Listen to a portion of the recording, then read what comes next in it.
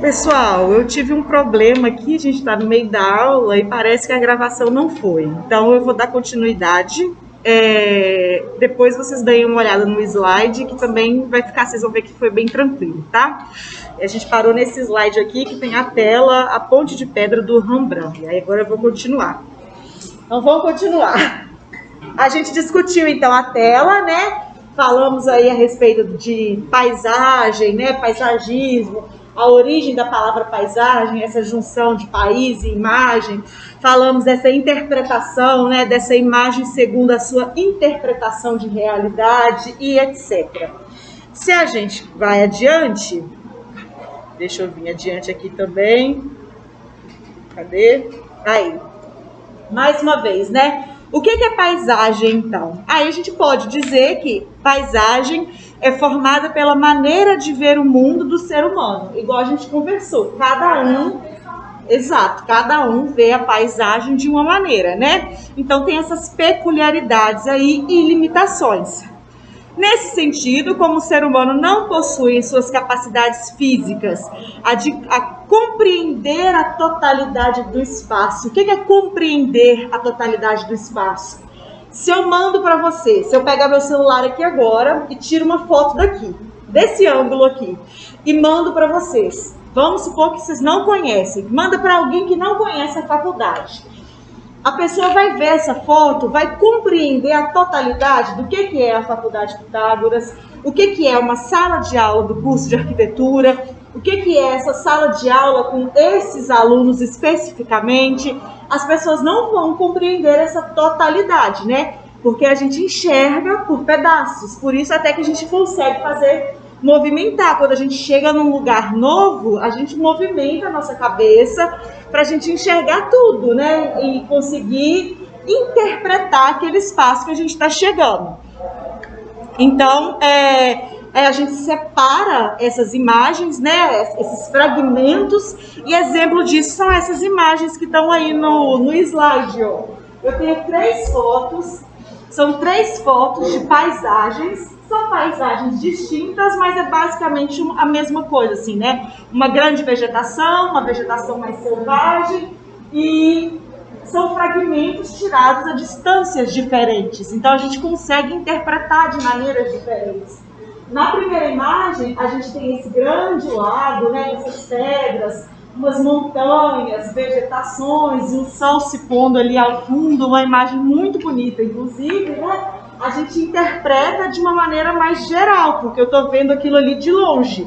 Então, eu estou interpretando como um todo. Colocar essas que são daltônicas também, em questão de como enxergar as coisas. Elas enxergam totalmente, além de ser uma visão diferente, elas enxergam totalmente diferente da gente. Exato, é tão comum a gente ver vídeos, né, dessas pessoas colocando aqueles óculos que faz essa correção de cores. A criação deles, todo mundo chora. Eu também. Então a gente tem o caso aí, né, dessa primeira imagem que tá com essa visão mais afastada. Eu tô tendo uma visão geral do espaço. Na segunda imagem é uma imagem bem mais próxima, é um zoom ali nessa grande pedra, nessa grande rocha, né? Então eu nem sei o que tem naquele entorno ali. Pode até ser também. Então eu nem consigo falar o que é aquele entorno. Eu não sei falar se está no alto de uma montanha, se está na parte mais baixa de um vale, se está na beira do mar. Eu não tenho ideia do que é aquilo ali. Já na imagem de cá é quase o meio termo, né? Não está nem tão afastado quanto a primeira e nem tão próximo quanto a segunda. Eu consigo ver uma árvore em destaque, então eu consigo ver mais detalhes, mas ao mesmo tempo eu ainda consigo ver o que está atrás dessa árvore, né? Um pouco ao redor também. Ali parece que tem até uma girafa. Então eu consigo enxergar um pouco mais de informação daquela paisagem ali. Mais uma vez, é só para frisar como que esse nosso olhar pode ser diferente, né? Além de uma pessoa para outra variar o que está enxergando, né? Esse olhar, a nossa proximidade com a paisagem também faz a gente enxergar ela de uma maneira diferente.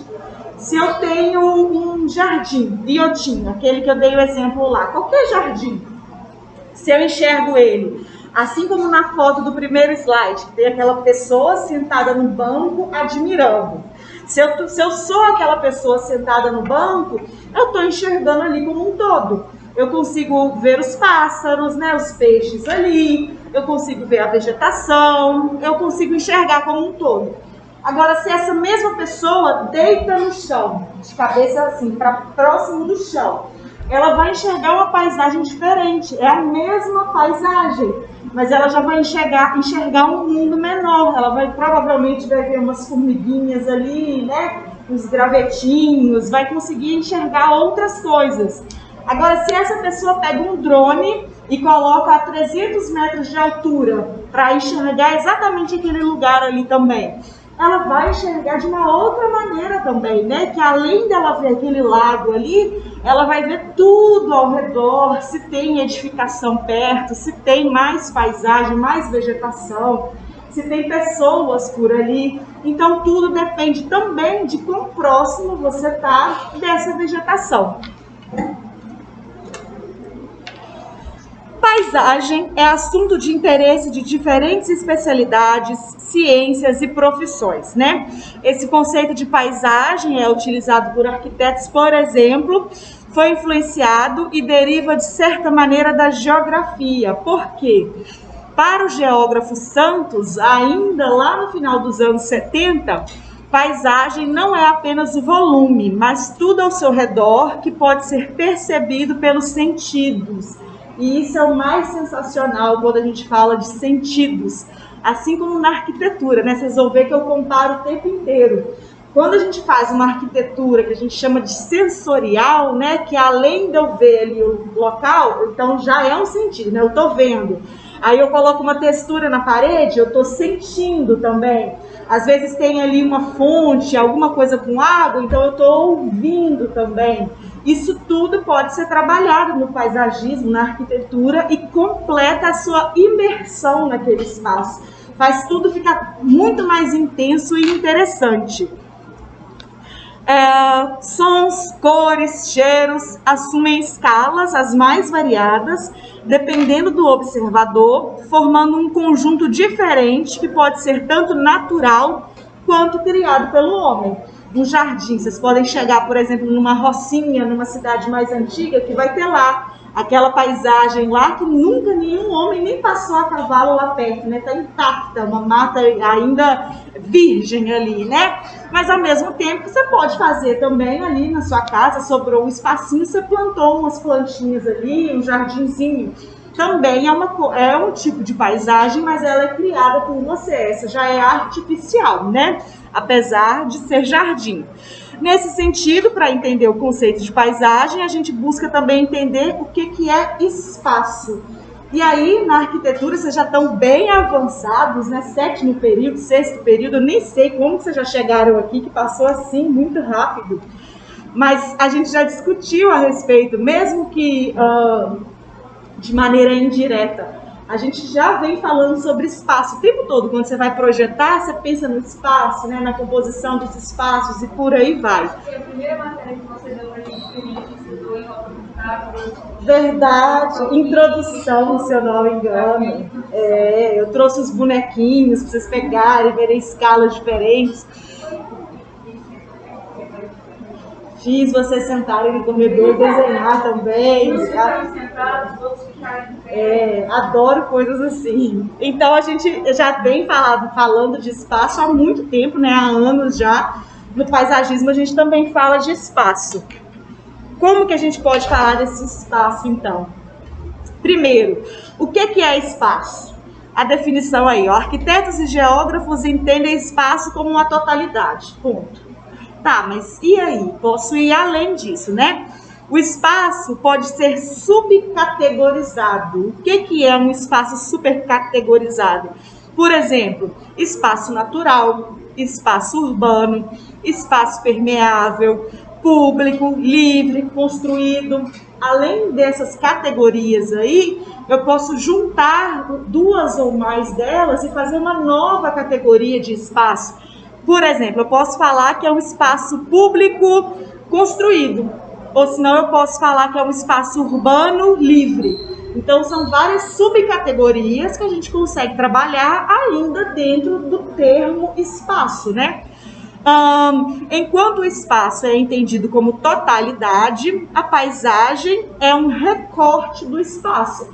É um pedacinho ali que a gente vai trabalhar. Pode ser até uma grande área, mas não é a totalidade, né? Tem muita coisa que pode envolver naquela paisagem ali. Vamos falar mais. Áreas verdes e espaços verdes são termos também utilizados em paisagismo.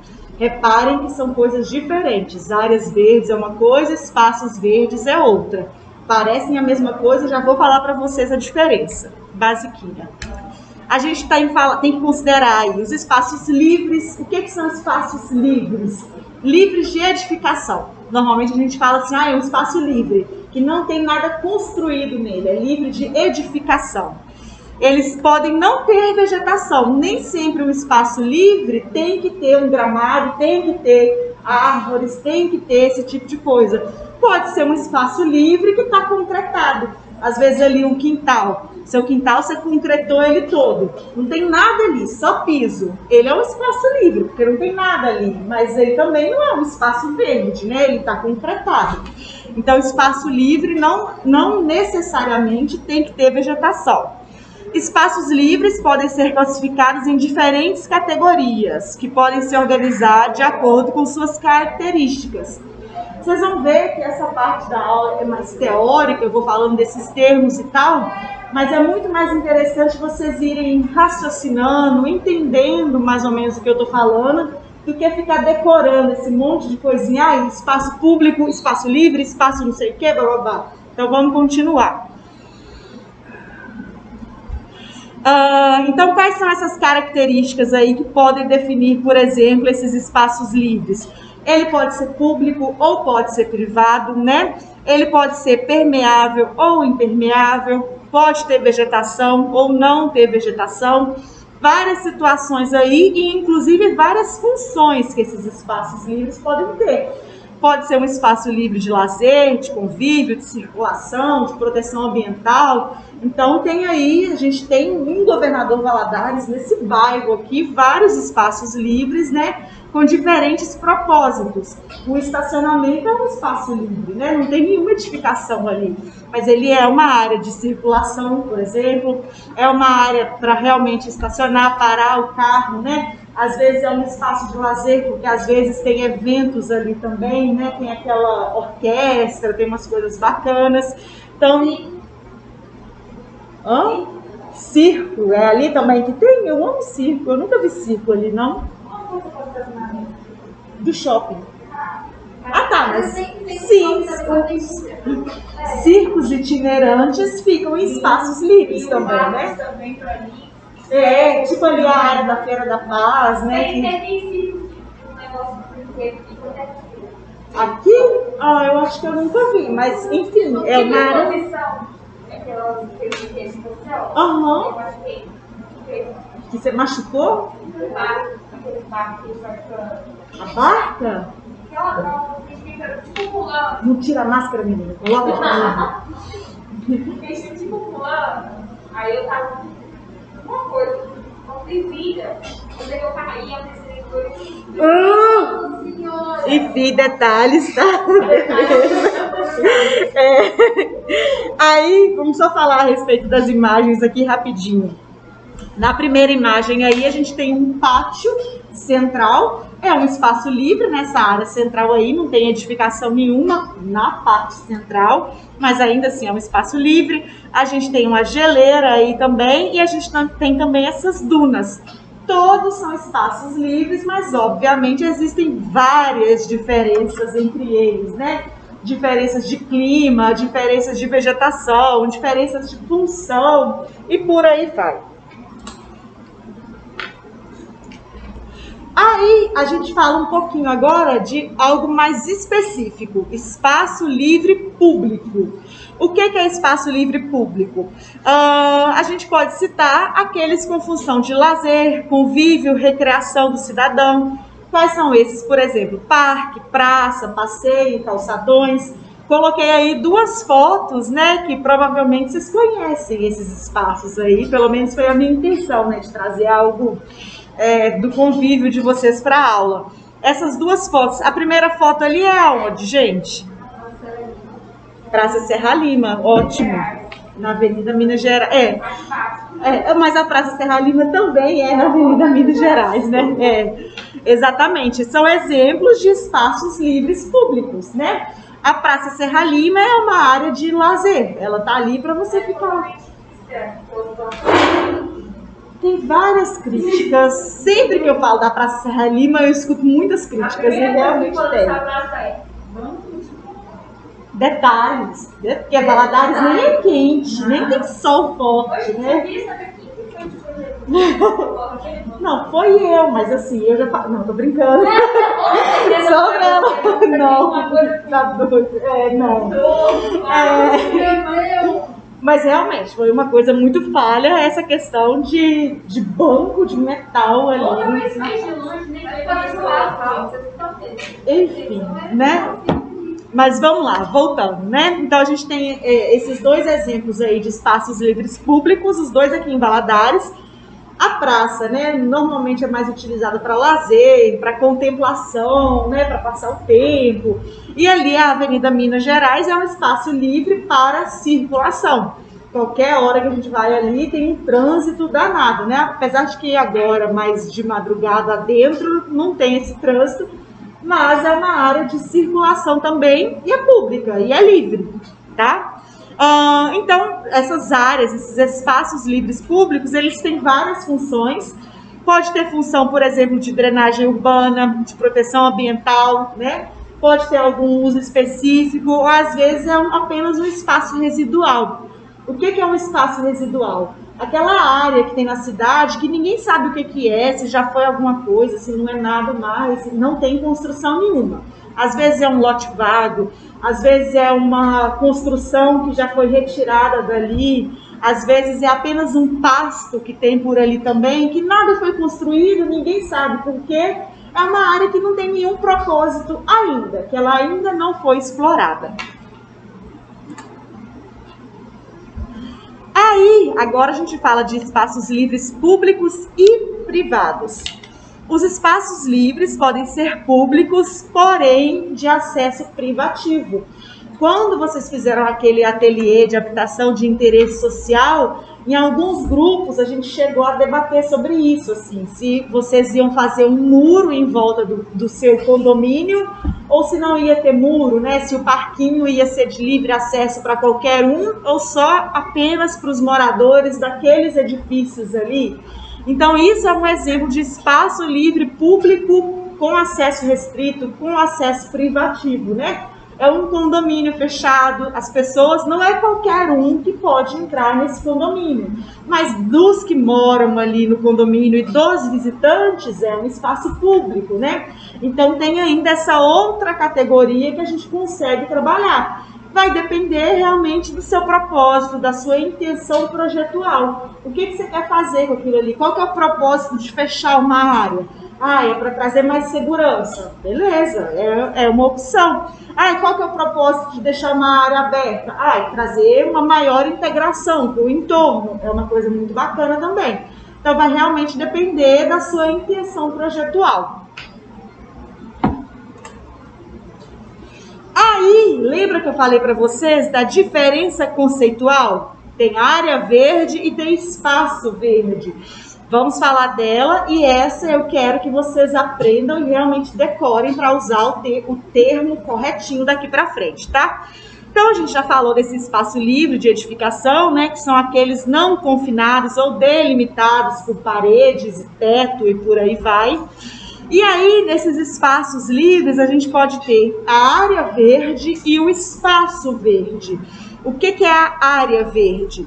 Toda e qualquer área que contenha vegetação situada em solo permeável. O solo tem que ser permeável, né? Tem que deixar a água ser absorvida para ser considerado uma área verde. O que é um espaço verde? estruturado totalmente ou predominantemente por vegetação. Você olha para ele e você vê alguma vegetação chamando a atenção ali. Só que nos espaços verdes, diferente da área verde, pode apresentar áreas de piso impermeável. Lembra que eu mostrei para vocês? Deixa eu voltar aqui. Nossa, é muita habilidade aqui agora. Voltou na imagem da Minas Gerais? Voltou, né? Deixa eu voltar aqui para mim também. Nessa foto que a gente está vendo aí, por exemplo, da Minas Gerais ou da Praça Serra Lima, a gente consegue ver muita vegetação aí. Só que o piso, a pavimentação de um dos dois é permeável? Não, não é permeável. A gente está falando de asfalto e de bloquete ali, de concreto, enfim. Nenhum dos dois tem o piso permeável. Deixa eu voltar para cá. É esse aí que a gente estava? Tá. Então, lá naquelas imagens que eu mostrei para vocês, da Avenida Minas Gerais, por exemplo, a gente tem um espaço verde. Porque ali, incrivelmente, tem bastante árvore, né? E as árvores são grandes. Então, a gente olha, até chama a atenção para a gente aquelas árvores ali. Só que não é uma área verde, porque o solo ali não é permeável. É igual aquela moto que em Curitiba, não sei, que as árvores fecham em cima, assim, tudo é igual um corredor verde, assim. Você olha assim, você acha de cima, você acha que é um pedaço de floresta, né? Uhum. Mas é só uma rua que tem dos dois lados que não fechou. Aqui em Valadares tem uma rua assim também, ali no centro, eu acho ela fantástica, eu esqueci o nome dela, é uma das principais do centro, que dá na esquina da Taco, aquela loja de roupa, assim, é de esquina, não é? Não sei, eu não sei o nome das ruas aqui ainda, mas é uma rua que ela tem bastante vegetação e chega até a fechar assim em cima as árvores. É Barão do Rio Branco? Não sei, mas tem até bastante maritaca lá, é muito legal. Mas ela é um ótimo exemplo, inclusive, essa rua, porque ela é um espaço verde, já que a vegetação chama bastante atenção, mas ela não é uma área verde, porque ali tem um piso, né, de asfalto, alguma coisa desse tipo. Então, em um espaço verde, o que é uma área verde? Aquele pedacinho exato que a árvore está plantada. Não tem aquele canteirinho ali onde a árvore está plantada? Aquilo ali é uma área verde, porque aquele pedacinho ali é solo permeável, o restante não é. Então a gente tem que tomar cuidado com isso, porque na hora que a gente vai fazer projeto, a gente vai falar, olha, eu vou fazer um espaço verde para você, ou senão eu vou fazer uma área verde. Lógico que os nossos clientes, normalmente eles são leigos nesse assunto, então eles não vão nem saber essa diferença. Mas como vocês vão ser profissionais, né, às vezes num seminário, num trabalho acadêmico, conversando com outros profissionais, é legal vocês usarem o termo correto. Então, conseguiram entender a diferença? Se conseguiram entender, me fala aí, nessas imagens que eu trouxe aí, o que é espaço verde, o que é área verde? Tem área verde aí? Tem espaço verde aí? Aquele canteiro ali não é verde.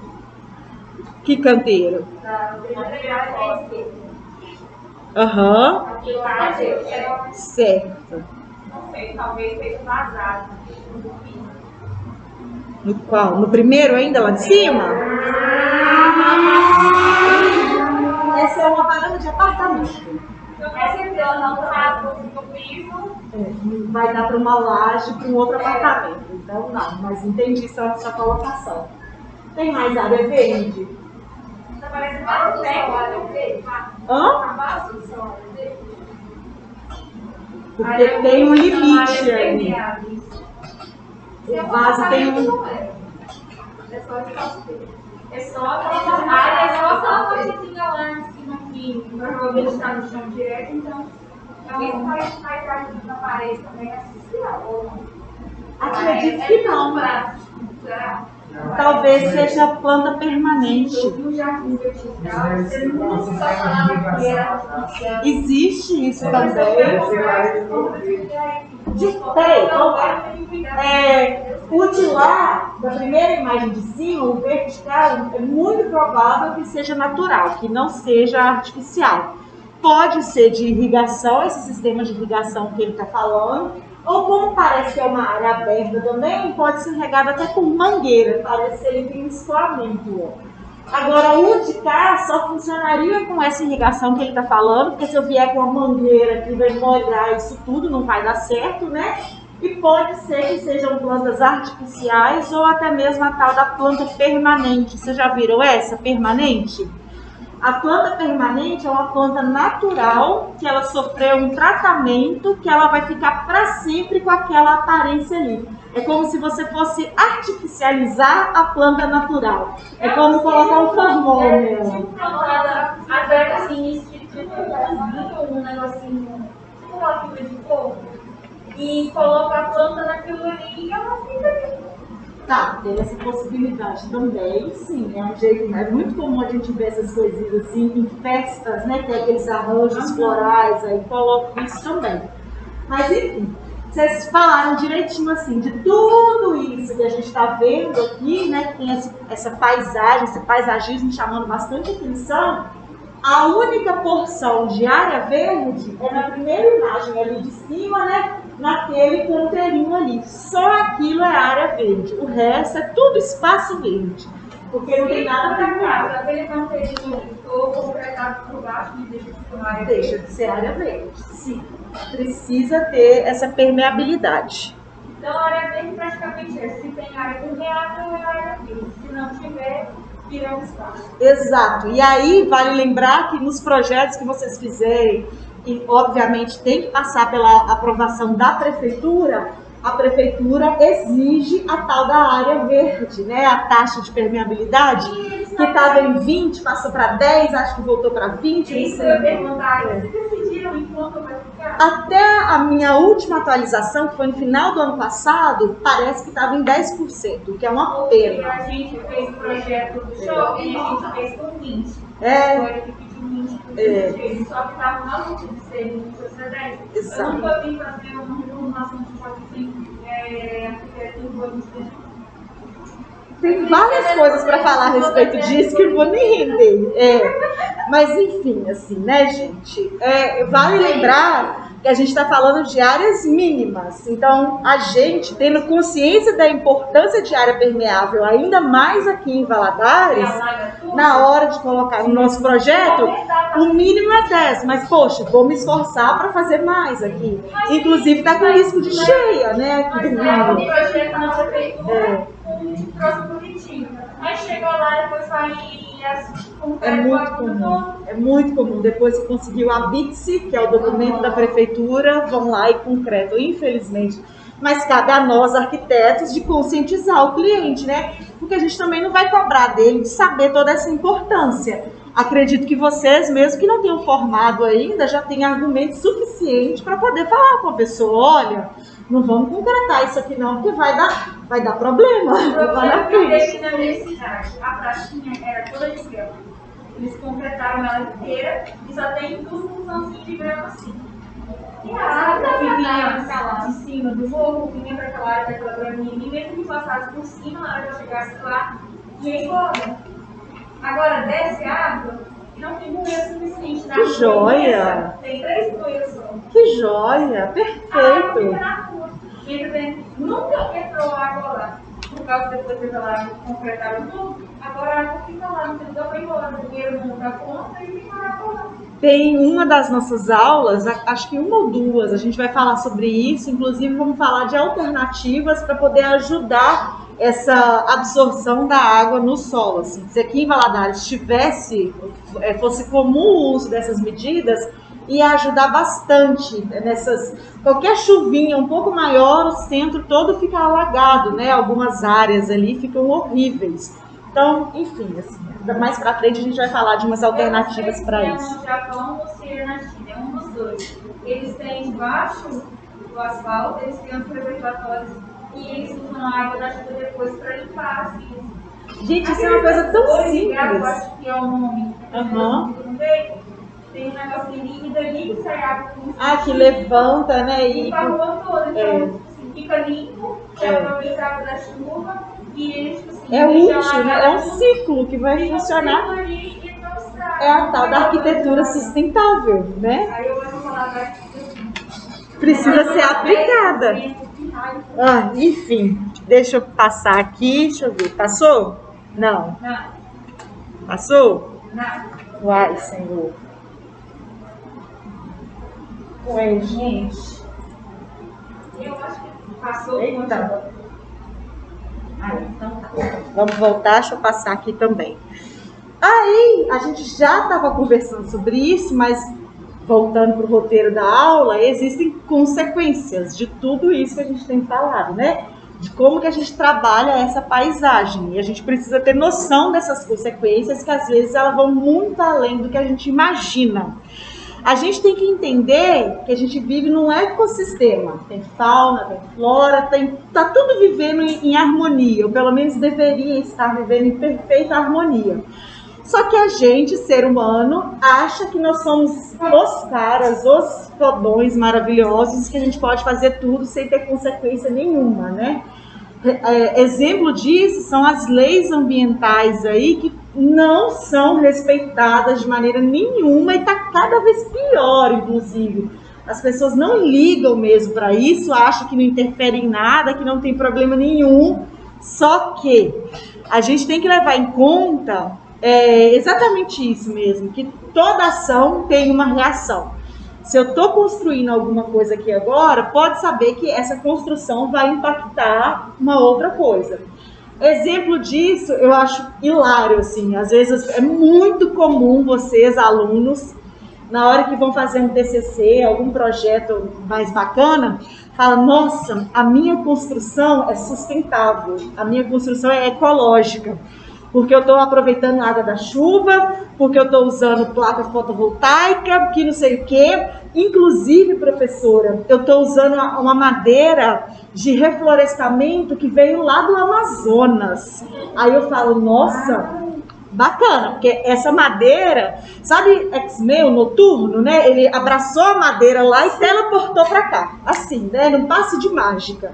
Ela não veio num caminhão que está super emitindo gás carbônico do Amazonas até aqui, poluindo pra caramba, né? E aí a pessoa acha que tá fazendo uma coisa sustentável porque tô usando uma madeira do Amazonas, né? Eu tenho um TFG, um dos que eu fiquei apaixonada, a menina procurou fazer uma vila para as pessoas, tipo assim, ribeirinhas ou que não têm condição de morar em área turística, e fazer as casas todas com materiais, igual a gente citou, pau-a-pique, essas coisas, eles fizeram o projeto dentro e fizeram tudo com isso. Executaram? Com bom. Ai, que delícia. Tudo que você pega aqui e não sai. Não pega caminhão, não pega nada, tá tudo ali. Sustentável, ecológica. Tem alguns exemplos. Você olha para as casas e você não fala que Não, tem um resultado muito bacana. Construções de pau-a-pique, construções de taipa de pilão. Hoje em dia dá para fazer um acabamento muito interessante, então tecnicamente ela fica confortável e ainda tem essa questão ecológica toda e tem ficado muito bonita também. Acho que eu já falei para vocês da minha experiência no IPEMA, que é em Ubatuba, em São Paulo, Instituto de Permacultura da Mata Atlântica. Com certeza eu já falei para vocês que foi uma experiência que me traumatizou e eu tenho muita vontade de levar vocês lá, porque eu fiquei nesse lugar uns 4 dias, não me lembro, uns 4, 5 dias, não lembro. Quando eu fazia faculdade, e permacultura é isso, assim, é ecologicamente correto, sustentável, de você utilizar o que você está plantando ali e por aí vai. Lá a gente fazia vários cursos, assim, de como trabalhar o bambu. Eu aprendi a fazer um aquecedor de água solar utilizando caixa de leite, sabe? Bem rústico, assim. E, inclusive, lá a gente só consumia o que era plantado lá. Então, por exemplo, lá não tem geladeira, porque lá não tem energia elétrica, obviamente. Lá a gente... Hoje em dia eu levaria mais tranquilamente, mas na época foi um sufoco, assim, porque o almoço era, por exemplo, muqueca de jaca. Era o almoço. Aí o jantar era sopa de muqueca de jaca que sobrava do almoço, assim, sabe? Era uma coisa bem rústica. Mas é muito legal. Por exemplo, chuveiro não tinha, obviamente não tinha chuveiro. Lá tinha uma bica da água que vinha direto da cachoeira. Ou você tomava banho na cachoeira. Deve ser geladinho. Daquele jeito. Inclusive, eu não esqueço que uma vez eu fui tomar banho na cachoeira com uma amiga minha. Aí tinha todas as trilhazinhas, né, que você ia no meio do mato e tal. Aí beleza, fomos nós duas. Quando eu chego na cachoeira, hoje a gente tá gravando 3 vezes. Quando eu chego na cachoeira, tem um cidadão masculino, um cara sentado na pedra, na cachoeira, nu, completo, e assim ainda. Gente, eu lembro que eu e minha amiga paramos, observamos o que era aquilo, falou, opa, então, silenciosamente a gente saiu dali, porque o cara tava super curtindo ali aquele momento, sabe? Foi meio tenso, mas enfim, mas foi uma experiência muito legal e tem tudo a ver com essa disciplina aqui, porque fala realmente de você trabalhar a paisagem, de você levar a sério o meio ambiente, que é possível. As construções lá todas são construções feitas durante os cursos que a gente faz. Então tinha lá umas salinhas de aula que os próprios alunos faziam mesmo na prática, né? Fazia ali com bambu, fazia adobe, tijolo de adobe, que é de barro, um monte de coisa interessante. Foi um perrengue, mas que valeu a pena. Na minha casa lá na Alemanha, esse tijolinho pode dar o que for que pensa naquela casa, de terremoto, o que for, porque aquela casa não cai. Eita, você não consegue furar a parede. Eu não sei o que se eles usaram barro para um tijolo, eu não sei o que usaram naquela casa. Quando você não consegue pesadona. Então, duro que é a parede. E aquela casa. Aí tem várias propriedades térmicas e acústicas, provavelmente, nessa situação. Da casa da sentindo frio, você sai perto lá de fora, você vai embora. Obviamente. Mas, como eu estava falando para vocês dessa questão de consequências, né? Então, lembrar que quando a gente for trabalhar paisagismo aqui na arquitetura e no urbanismo, a gente pode ter umas consequências aí não agradáveis, não só para a gente, mas para o mundo como um todo.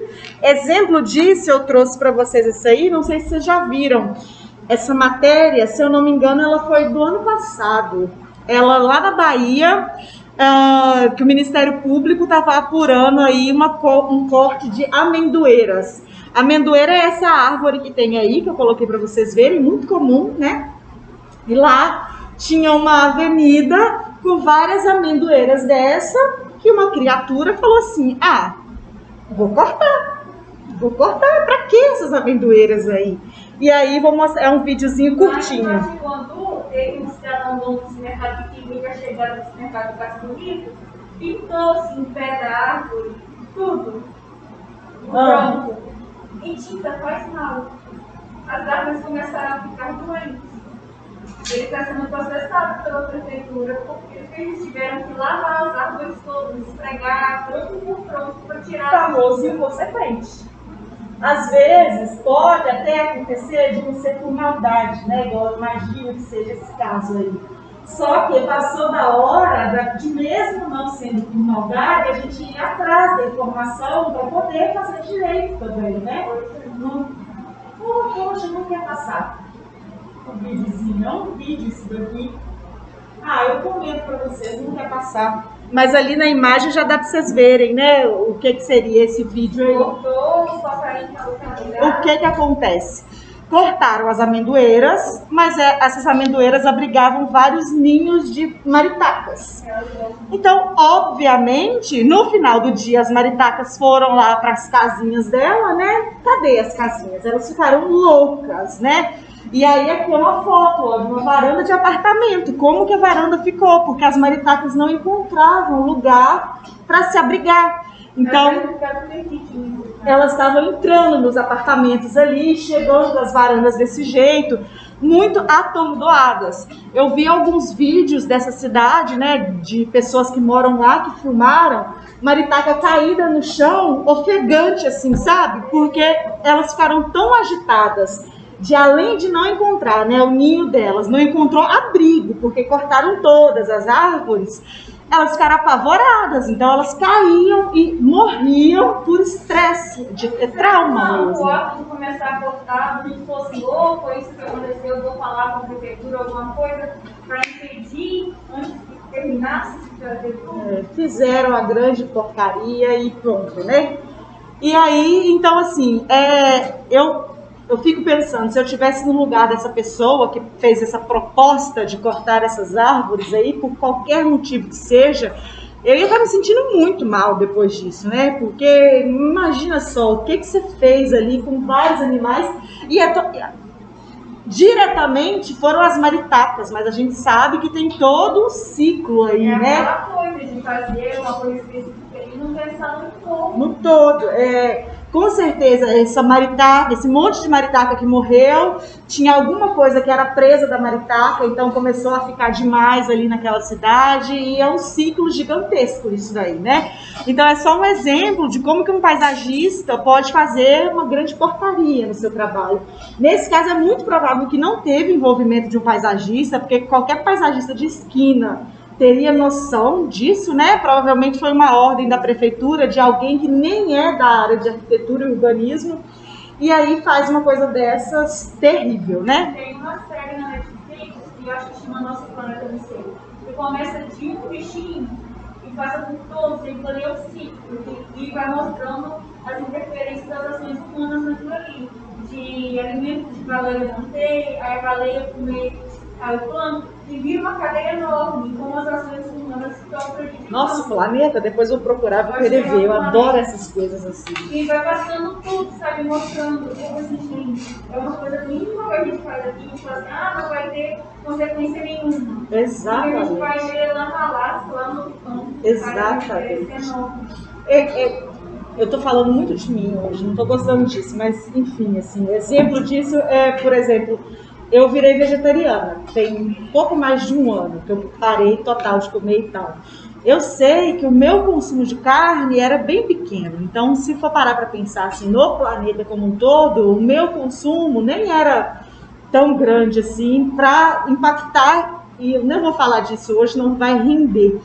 Mas eu tenho plena consciência, aquela coisa, né, que a minha parte eu tô fazendo, assim. Então, a sua parte, não resolve o problema, você tá fazendo a sua parte para pelo menos dar certo.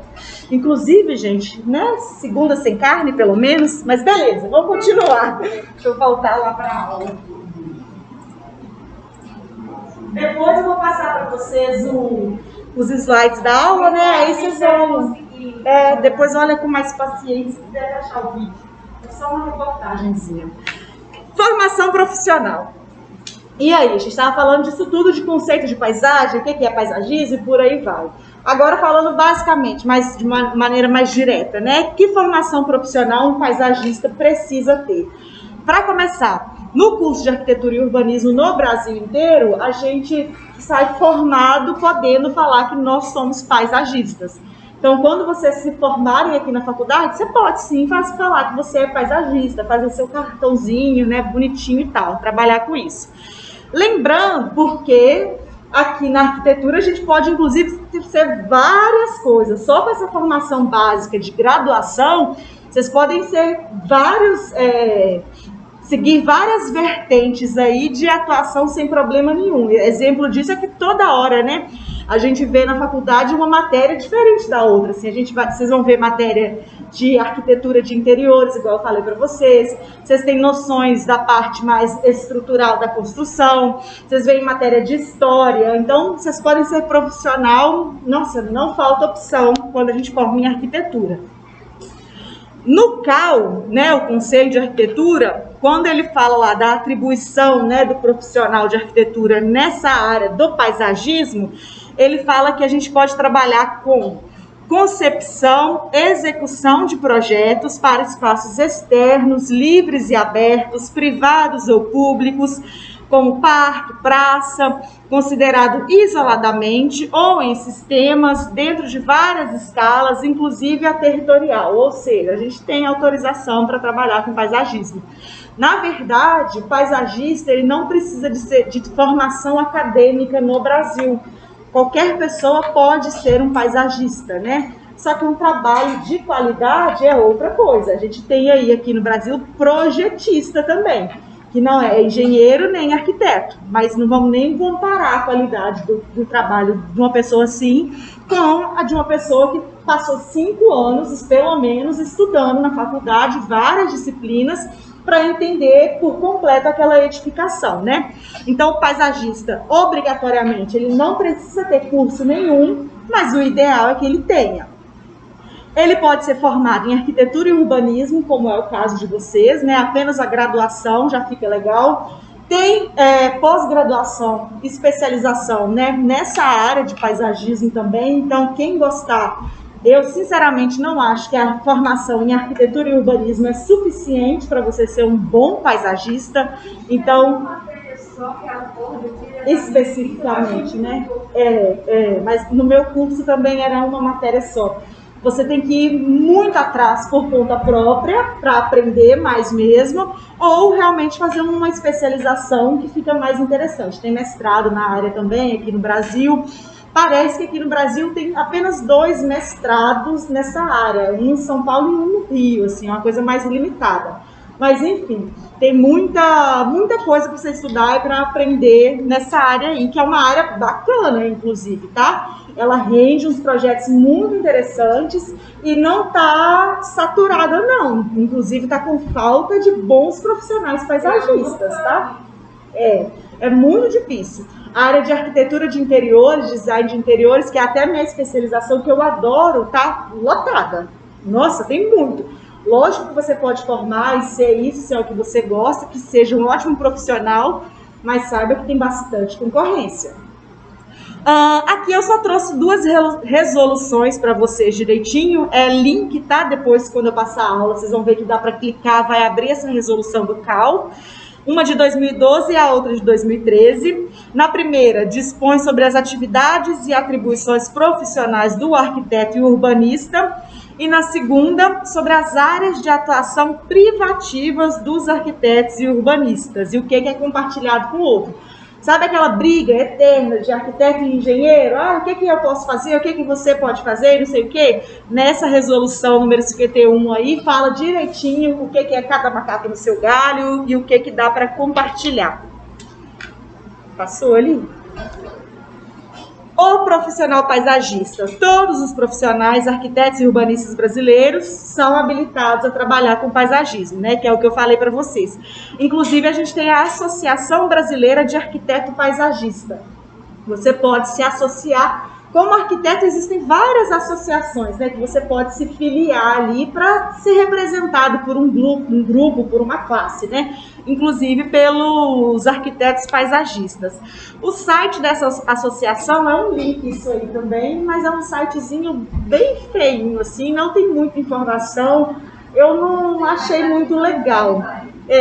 Não achei muito legal esse site, não. Mas também ela é uma fundação mais antiga, já era para ter mais firmeza no nome dela. Mas enfim, cabe lembrar que profissionais de outras formações também estão relacionados com paisagismo. Engenheiro agrônomo pode falar, né? Pode trabalhar com paisagismo, biólogo, botânico. O próprio artista plástico também pode trabalhar com paisagismo, né? Cada um vai tender a ir mais para a sua área ali, né? O arquiteto vai pensar no paisagismo, provavelmente junto com a edificação. O botânico e o biólogo já vai pensar mais de uma maneira, no ecossistema, de uma maneira geral, e por aí vai.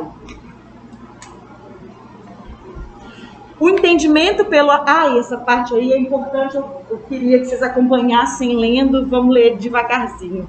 O entendimento pelo arquiteto e urbanista da relação dos espaços livres com o meio urbano, as edificações, as relações sociais, históricas e culturais desses espaços o capacitam como profissional indicado para a proposição de soluções projetuais em situações complexas, como parques, praças, projetos urbanísticos, entre outros. O que isso quer dizer? Eu acabei de falar para vocês que vários profissionais, né, de outras áreas podem trabalhar com o paisagismo, até mesmo uma pessoa que não tem formação acadêmica. Só que a gente, como arquiteto, a gente já estudou aqui na faculdade, e vocês ainda vão estudar mais, várias áreas que completam o projeto. Então a gente tem a capacidade, por exemplo, de analisar com mais clareza o que ficaria interessante em determinada construção, em determinado uso. Às vezes vocês vão fazer um projeto, igual agora eu estou numa situação que é provável, se Deus quiser, que eu pegue um projeto para uma casa de veraneio, uma casa de fim de semana e tal, de uma senhora idosa que vai receber a família lá para fazer final de semana, né, esse tipo de coisa assim. Então, eu como arquiteta, na hora de fazer essa casa e de fazer o paisagismo dela, eu já vou ter essa noção de pensar, olha, é uma senhora idosa. Então, se eu fizer um paisagismo ali com um caminho que seja desnivelado, por exemplo, não vai ser seguro para ela. Coisa que provavelmente um engenheiro agrônomo talvez não pensaria nisso, só vai fazer o caminho lá e pronto, né? Não estou falando que não tem capacidade, nada disso, né, gente? Só estou dizendo que a gente tem esses estudos, né, essa formação que fazem com que a gente seja um profissional mais completo na hora de propor. Ser exatos ou ser humanas, a arquitetura é meio social, porque a gente estuda muito humanos também. Exatamente. Então a gente projeta não só para ter um espaço, a gente projeta para a pessoa que vai estar naquele espaço. Exatamente. Tanto que a gente gosta muito de falar na arquitetura que a gente não projeta, por exemplo, quarto. A gente projeta um espaço para dormir. Quarto é uma coisa muito limitante, porque quando você fala quarto, você já pensa cama, criado, guarda-roupa, ponto, né? Quando você fala espaço para dormir, você até meio que fala assim, como assim espaço para dormir? O que pode ser então? Um sofá-cama, uma almofada, às vezes um piso macio, uma rede, tudo isso é um espaço para dormir, né? A gente tem realmente mais abertura, né? A gente tem a cabeça mais aberta para esse tipo de coisa, porque a gente observa realmente o ser humano e faz espaços para eles. Pelo menos é o que a gente deve fazer. Então, é interessante a gente pensar isso aí, né? Que quando a gente for fazer, por exemplo, o paisagismo de um parque ou de uma praça, é inevitável a gente pensar quem que vai frequentar aquela praça ali. Porque, né? Eu vou colocar ali um parquinho, mas às vezes é uma área que não tem criança. Então, por que eu vou colocar um parquinho ali? É muito legal a gente levar por esse lado. Tá finalizando, tá, gente? Vamos respirar. No início da aula, eu falei para vocês que eu ia tentar trazer algumas referências de paisagistas, né? Até para saírem do nome do Burle Marx, que é o mais bambambam de todos. Lógico que a gente vai falar dele e é importantíssimo, mas eu vou tentar trazer extras. Tem a Rosa Clias, paisagista aí, ela é conhecida como se ela tivesse fundado o paisagismo no Brasil, assim, ela é bem do início de trabalhar formalmente paisagismo no Brasil. Então, ela é considerada a dama do paisagismo brasileiro, foi a mulher responsável pela transformação no cenário ao longo de uma caminhada de amadurecimento, traduzindo a sociedade à luz sobre a importância do papel do arquiteto paisagista. Então, ela foi aí a precursora, né, que trouxe ali, começou a conscientizar realmente as pessoas dessa importância de se trabalhar o paisagismo com um arquiteto, né, de juntar todas essas características que a gente estava discutindo aqui para fazer um projeto de qualidade. Aí eu coloquei o link do ArcDay, que fala sobre ela, fala sobre alguns projetinhos, depois com calma, sugiro que vocês deem uma olhada, mas eu também trouxe. Eu ia passar essa entrevista aí, só que como a gente perdeu um pouco de tempo hoje com os imprevistos que aconteceram, eu não vou passar não. Mas aí tá o link, é só clicar nessa câmerazinha. Sempre que tiver uma câmerazinha dessa nos meus slides é porque é um vídeo. Essa entrevista aí, especificamente, ela é de 3 partes. Cada parte tem mais ou menos uns 15 minutos. Rosa Clias é essa senhorinha aí, ela é uma senhorinha muito fofinha, ela fala de um jeito bem senhorinha mesmo. Tem momentos na entrevista que eu fico até incomodada, que esse entrevistador, ele é bem ríspido, assim, sabe? Ela fala assim, é isso, entendeu? Aí ele olha assim, não, você pode explicar melhor. Então, tipo assim, eu fico pensando, nossa, tadinha, mas enfim. Mas nessa entrevista, né, ela fala um pouco sobre como foi começar a trabalhar o paisagismo no Brasil, como foi a formação dela, quem de nome interessante que passou pelo caminho dela. Enfim, depois dei uma olhada que é bacana. Aí é um dos projetos dela, de maior renome, né, no Brasil, que é a revitalização do Vale do Anhangabaú. Inclusive, esse projeto aí, ele é até polêmico, não pela parte do paisagismo, o paisagismo dela é interessante, mas tem outras polêmicas envolvendo urbanismo. Mas é interessante a gente olhar assim, visto de cima, igual tá nessa foto mesmo. Ela passa por cima da praça, do parque, não sei o quê. Isso que tá aqui continua do lado de lá, tá Aí vendo? a passarela de cima. Exatamente, e aí é interessante ver de cima, assim, que, poxa, chega a ser judiação de um projeto fazer, igual vocês falaram, né? Sobrar um espaço lá, coloca um bloco de palmeira, igual você falou, né? É judiação fazer isso com um projeto. Olha a quantidade de riqueza, de informação que tem nesse projeto dela, né? Ela trabalhou essas formas, né? A gente consegue ver geometrias diferentes no projeto, texturas diferentes, tem algumas áreas que são de revestimentos diferentes, volumes, a gente consegue ver que ela trabalha com a vegetação mais baixinha, com vegetação média, com a tal da palmeira, que é uma vegetação mais alta. Então é um projeto muito rico de detalhes, provavelmente muito agradável, né? Que pelo entorno a gente percebe que é uma selva de pedra isso daí, né? Tem muita edificação alta e tal. Então eu fico pensando no dia a dia, né? Na rotina de quem tem que passar por ali todos os dias, às vezes para ir para o trabalho, para ir para a escola. Deve ser muito agradável ter esse espaço assim, quase que de respiro, né? Para poder contemplar, deve ser gostoso. Outro projeto dela interessante também, Mangal das Garças, é outro projeto da Rosa Clias, interessantíssimo também. Mais uma vez, uma estufa.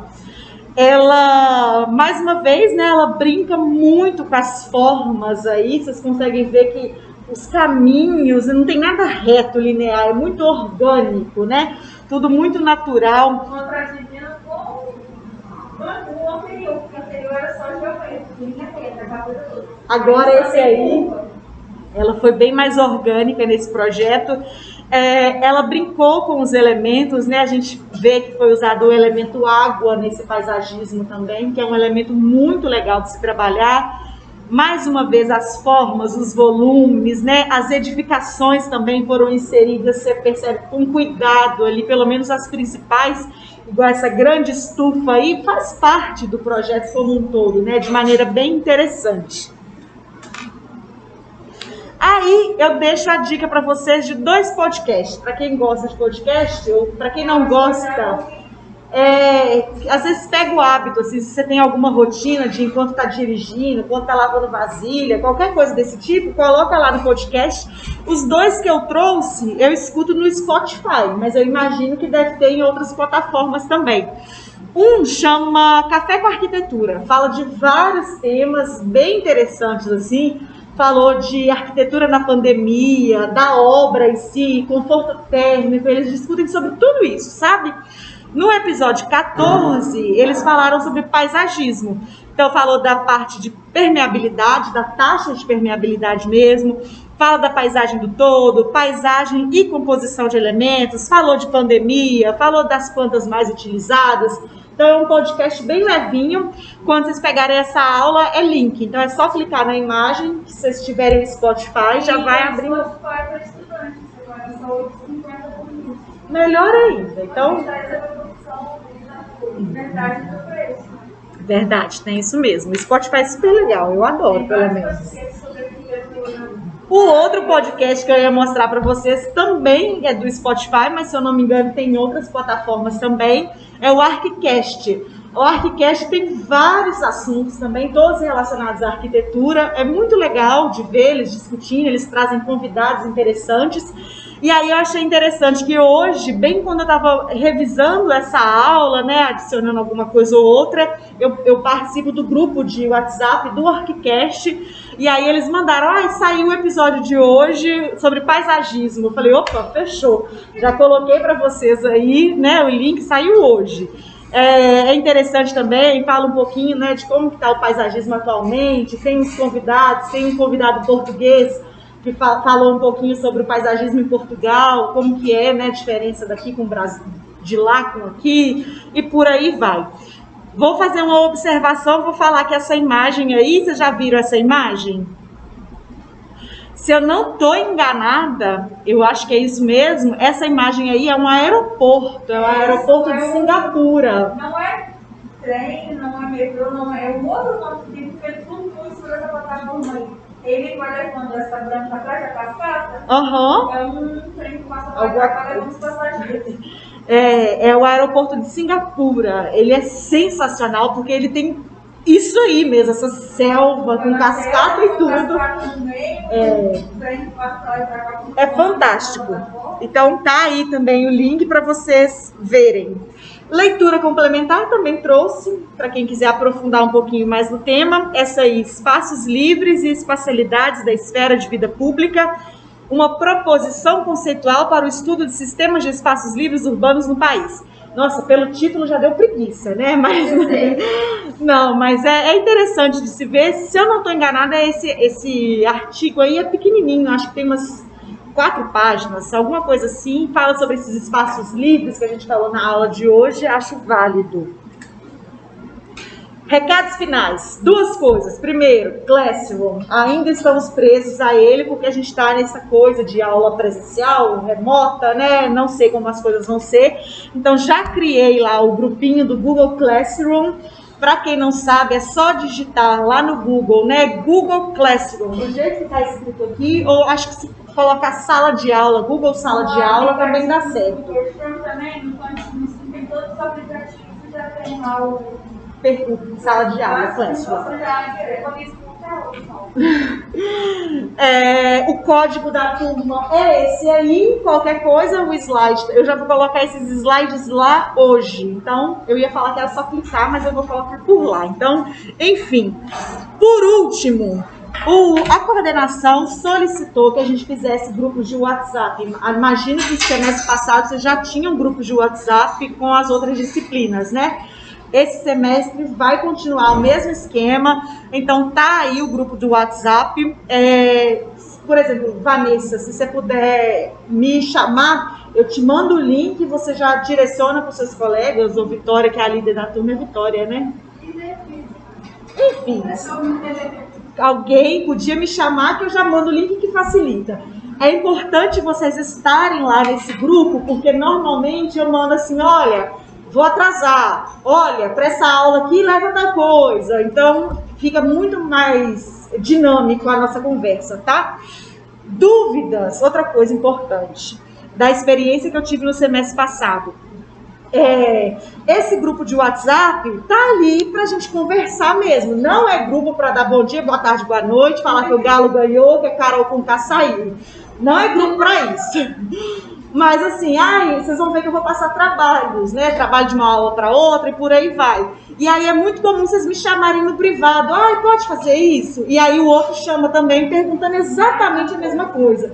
Então o grupo é pra gente fazer essa troca mesmo, de falar de dúvidas, de esclarecer tudo. E, inclusive é muito provável que seu colega saiba te responder antes de eu conseguir responder. Então é importantíssimo todos vocês estarem lá nesse grupo. Último slide, para a próxima aula, a gente vai falar da seção 2 do livro de vocês, né? Seção 1.2. Ela fala de paisagismo. Eu esqueci, o de WhatsApp vocês tinham visto. Nem de WhatsApp vocês tinham visto? Ô, Jesus! Essa aí. Próxima aula, seção 1.2, que fala de paisagismo, repertório de elementos para projeto. Não se esqueçam de já começar a trazer material para a gente poder rabiscar, beleza?